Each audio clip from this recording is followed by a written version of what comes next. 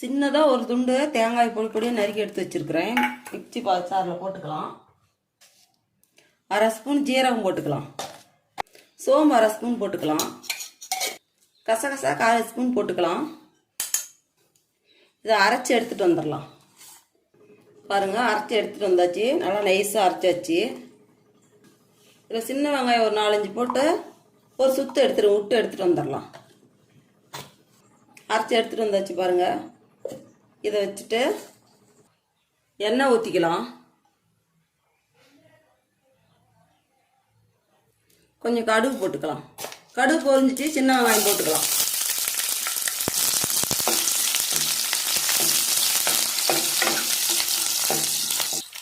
கருவேப்பிலை ஒரு கொத்து போட்டுக்கலாம். ஒரு தக்காளி பொடிசாக நறுக்கி வச்சுருக்குது, பொடியாக இதை போட்டுக்கலாம். பொடியாக ஒரே தக்காளி தான் நறுக்கி வச்சுருக்குது. இது போட்டு நல்லா வதக்கி விட்டுக்கலாம்.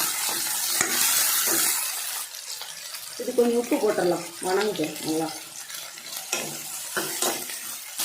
பாருங்கள், தக்காளி நல்லா வதங்கிடுச்சு. நல்லா இன்னும் நேரம் வதங்கிட்டோம்.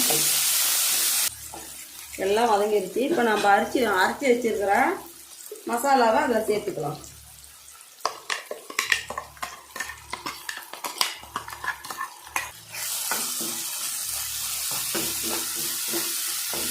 நல்லா சேர்த்து இந்த மசாலாவெல்லாம் வதக்கி விட்டுக்கலாம்.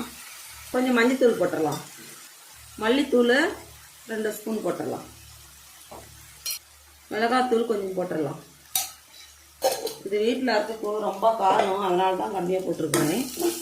நீ காரத்துக்கு ஏற்ற மாதிரி போட்டுக்கோங்க. இந்த மசாலாவிலேயே கொஞ்சம் தண்ணி ஊற்றி விட்டுறலாம், வேகட்டும். நல்லா எல்லாம் உப்பு காரம் எல்லாம் பார்த்து மூடி வச்சிடலாம். நல்லா கொதிக்கிட்டோம். மூடி வச்சிடலாம், அப்படியே வேகட்டும். பாருங்கள், நல்லா கொதிக்குது. நல்லா வாசம் வருது. பாருங்கள், அந்த நம்ம அரைச்ச சோம்பு, கசகசா, ஜீரகம் இதெல்லாம் வேறு எதுவுமே நான் இதில் சேர்க்கலை. இது மட்டும்தான் சேர்த்துருக்குறேன். ஒரு எவ்வளோ வாசமாக இருக்குது. சாப்பிட்றதுக்கே அவ்வளோ டேஸ்ட்டாக இருக்கும். பாருங்கள், குழம்பு வெந்துருச்சு. நல்லா வெந்து வந்துடுச்சு. நல்லா ஒரு வாசம் வருது. நாம் இதுக்கு அதில் முட்டையை உடச்சி ஊற்றிக்கலாம். இப்படி உடச்சி அப்படியே முட்டையை ஊற்றிக்கலாம்.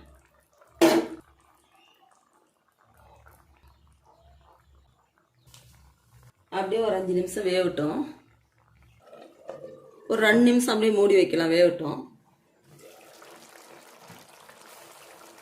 பாருங்க, முட்டை குழம்புலாம் ரெடி ஆயிடுச்சு. எல்லாம் செஞ்சு முடிச்சாச்சு. இன்னும் சாப்பிட்ற வேலை தான்.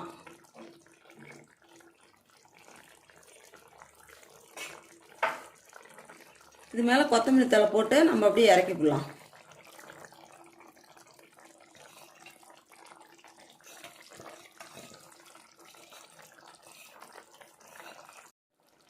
பாருங்க, சிம்பிளாக 10 நிமிஷத்தில் ஆயிடுச்சு. சும்மா கொஞ்சமாக தான் தேங்காயெல்லாம் வைக்கணும். நான் செஞ்ச மாதிரியே எல்லாமே செலவு அது மாதிரி வச்சு இது போல் செஞ்சு பாருங்கள். சூப்பராக இருக்கும் சாப்பிட்றதுக்கு.